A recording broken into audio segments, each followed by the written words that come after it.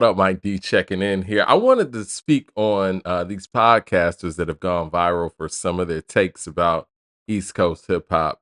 They seem to be, I think they said they were from the South. One of the guys said he was from Atlanta. I'm from Atlanta, Georgia, too, right?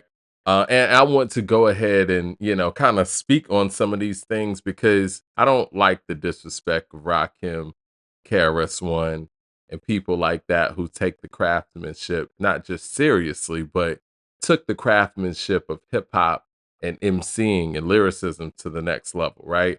Again, we don't have to denigrate our pioneers to uplift our southern pioneers who don't get the credit that they deserve either. But let me go into some of the stuff that they were saying. Listen. I've never been in a party and they play some real New York like Rakim.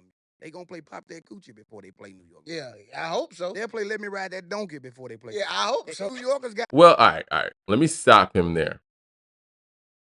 If we talk about a party, club, whatever, it depends on what kind of party you're at. Now, to say something like that respectfully, it sounds like your partying, clubbing experience is a little limited, right? I mean, you go to a rooftop bar and you know what I'm saying, and more of a nice after hour, happy hour type of spot, you're probably not gonna hear Pop That Coochie, right?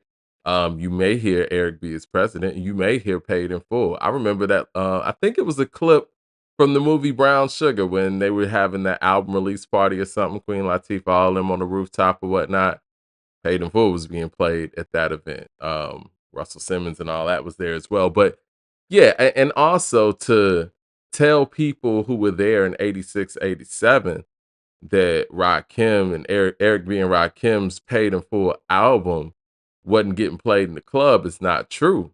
This was club music. And there are different settings for club music and there are different eras as well. So I think that take alone is a little limited and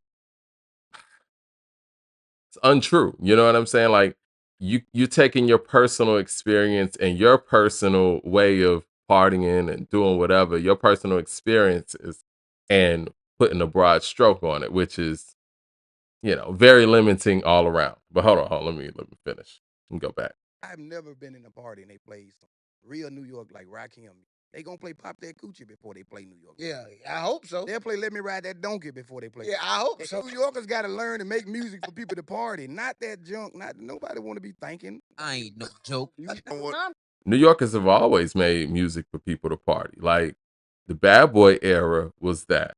Like I said, the Paid in Full album that was getting played in clubs. Criminal Minded, The Bridge, and all that stuff.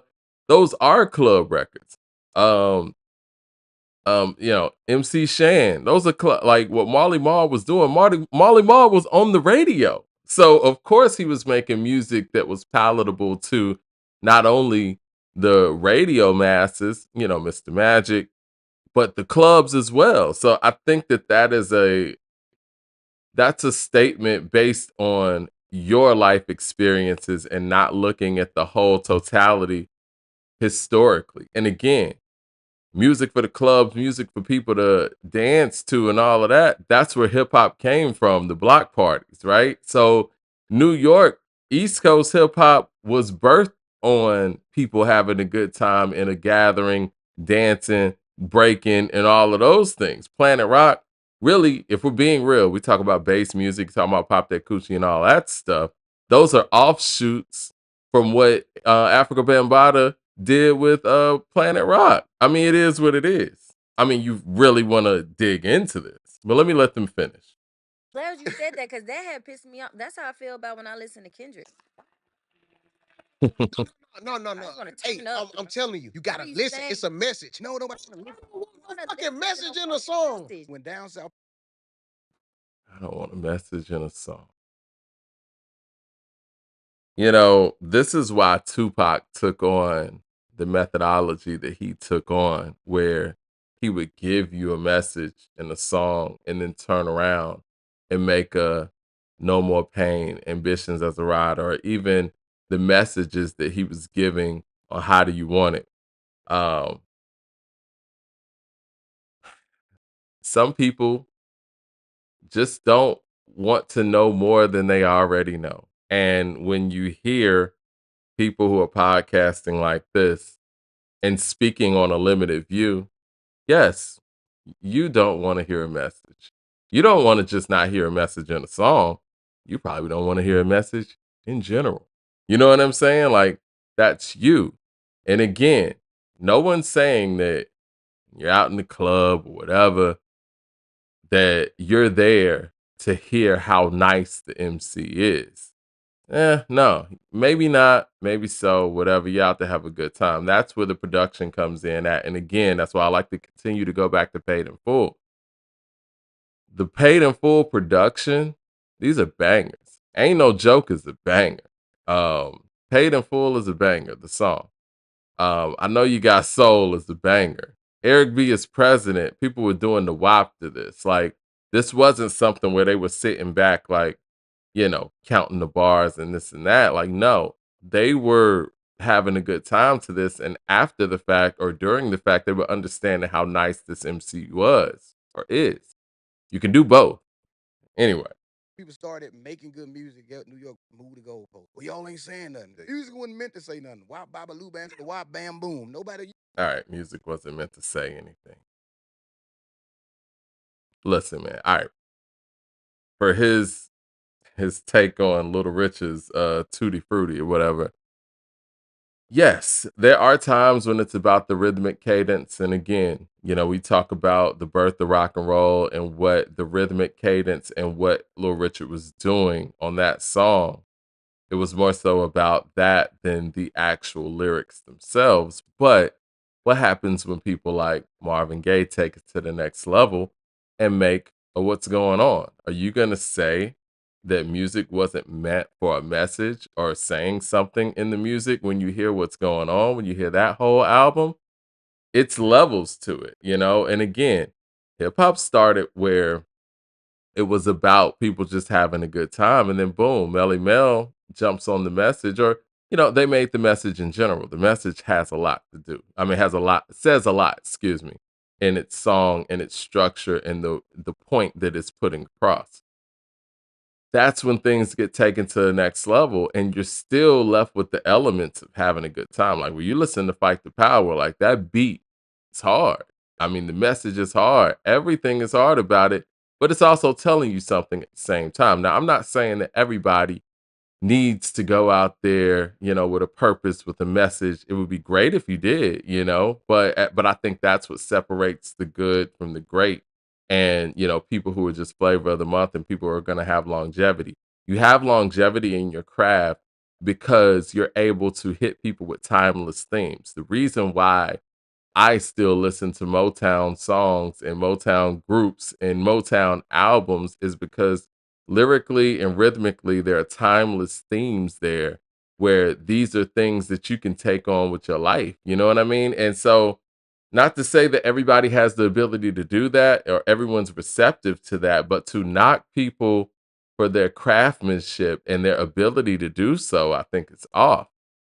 You want to sit here and say that music is not meant to be lyrical when hip hop not only was based on the park jams, but when we're talking about MCs taking the craft to the next level, that's them taking their penmanship to that next level. And to denigrate people who actually come with substance, lyricism, and who have made records that have changed people's lives, I think is totally off base. So you're telling me that Dear Mama means nothing?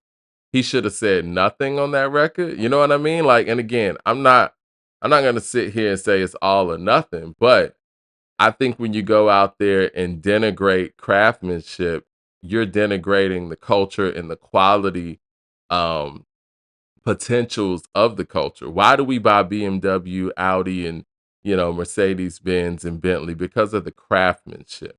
And that craftsmanship on that vehicle is much different than what you're going to get on a vehicle that costs much less, right?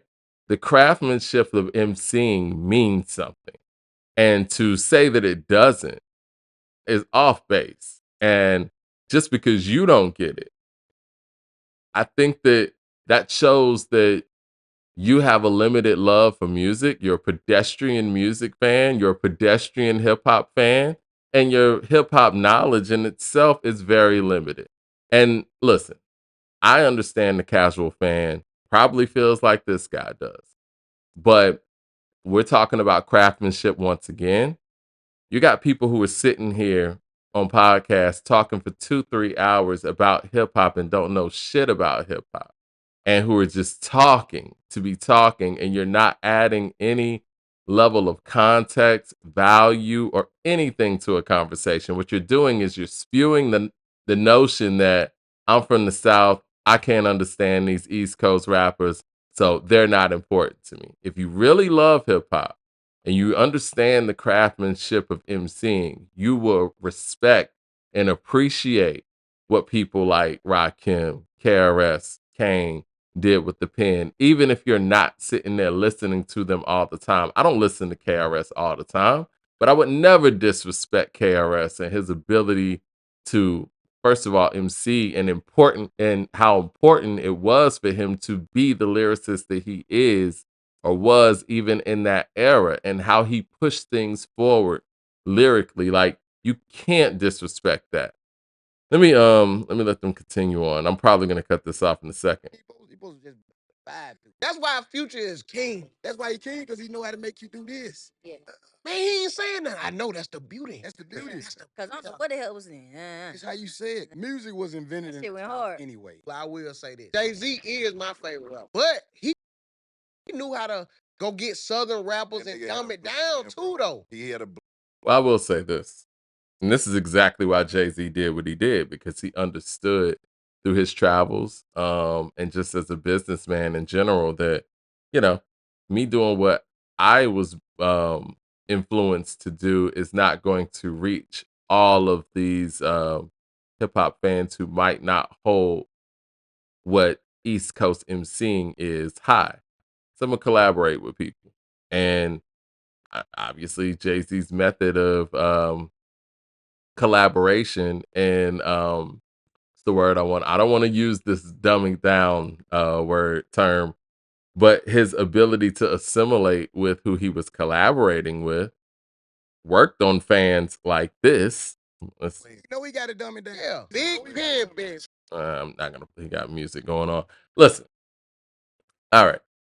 Everybody's entitled to their opinion, but you as viewers, and I think that this is what the podcast game has become. And when I saw this clip, I was like, I hate podcasting, man. Like, it's just a bunch of people getting on the microphone, saying whatever the fuck they want to say with no level of context, trying to be shocking. Nobody's learning anything from it. No one's building anything from it. And it's not, it doesn't move hip hop forward. And honestly, in my personal opinion, with takes like this, it moves hip hop backwards. I don't want to sound like a get off my lawn, but I will say this. To denigrate MCs for being able to have a sharp pen and taking what you say seriously is like denigrating a vocalist for actually being able to sing. Like, what they're doing right here is telling you vocal talent isn't important. You know what I'm saying? You got to be able to make a song that people could bop to. Now, from a record industry standpoint, and if you're, a DJ or something like that, yeah, there's a time and a place for every record and a time and a place for every vocalist. But no one's gonna sit here and say Whitney Houston can't sing because she didn't have club bangers, or you know what I'm saying, like you didn't hear her at the party. You heard, this other vocalist that may not be anywhere near her vocally. You heard them at the party, so you prioritize them over her. I think that it's a knock on the craftsmanship. I think it's a knock on the efforts of lyricists and lyricism. And to me, if you're not into lyricists or whatever, I mean, I don't get it, but I guess I get. You're a pedestrian hip hop fan. I mean, and again, there's lyricism everywhere. Now, I think there's not just one type of lyricism, and maybe that needs to be the conversation, because the person in this clip, before they start playing a whole bunch of music, one of the guys, he held Ti high. He put T.I. over Wayne, and one of the other gentlemen, he put Wayne high for, lyricism and all of that. But again, you're probably saying those things because that's part of your time period. I think what hip hop has done a poor job of in all eras, we just view our era, right? And we don't look at the full scope of thing. One full scope of things, excuse me. One of the things that I've learned a lot just on this according to hip hop journey is to be able to historically look at all eras and understand how these things connect and how everyone is basically a version of not just themselves, but other time periods. And even in the early eras of hip hop, those guys are versions of music that was before them. It's a building block. Everybody is building on the next, who's building on the next. And I think that what happens is everyone gets so caught up in their time period, but that we're not seeing those similarities in other periods. For people to act like 17, 18-year-old Rakim wasn't making music that people were having fun to at parties, in the club, etc., that's just being uninformed. You know what I mean? Like, and that's being stuck in your era, in your time period, and you have a I don't want to say vision, but you have an optic view of what a club banger looks like to you. You have a view of what party music is based on the parties you've been to. It's a big world out there, man. And there are different time periods and different places for everything.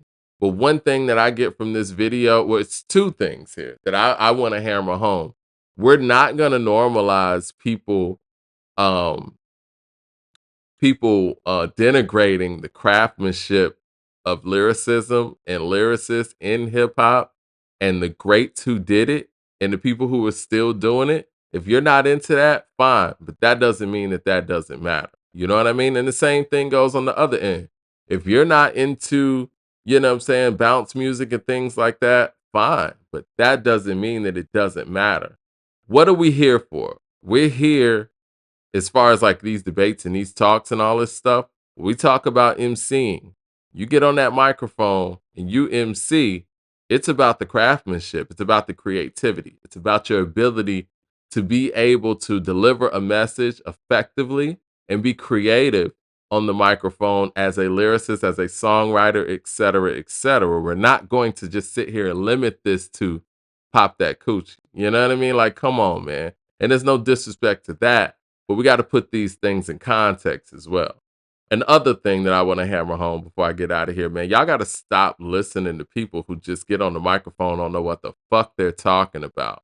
Like there's a craftsmanship to journalism as well. There's a craftsmanship to getting behind the microphone and being prepared to speak about whatever subject that you're prepared to speak about, or you should be prepared to speak about. People just get on here with takes, say whatever, want to start debates without actual basis and without an actual foundation of knowledge when you get on the microphone. Why are we sitting here listening to people who clearly don't know what the fuck they're talking about? Would you watch ESPN if everybody who was on these panels talking about sports didn't have any experience in sports or any experience in journalism and they were just talking? You know what I mean? But again, that's on the viewers at this point, and that's why the podcast game to me, it has gotten very stale in that sense because no one's being creative. Everybody's talking about the same people and the same stuff. And if you're going to talk about the same people and the same stuff, at least put a creative spin on it. At least put a knowledgeable spin on it, but they're not. It's just talk. It's just blah, blah, blah, blah, blah. But again, that's just my personal opinion. But what we're not going to do here is we're not going to normalize people denigrating, I don't care where you're from, denigrating lyricists and lyricism, especially people like Rakim, KRS-One, Big Daddy Kane, Melly Mel, whoever, man. Like, you got to respect it. And if you weren't from that era, you either learn more about that era if you care that much. And if you don't care that much, don't say anything. But don't sit here and say that music was not meant to say anything. That is insane. Anyway, hit like and subscribe. Let me know what you guys think in the comment section. I'm gonna talk to you guys in a second. All right.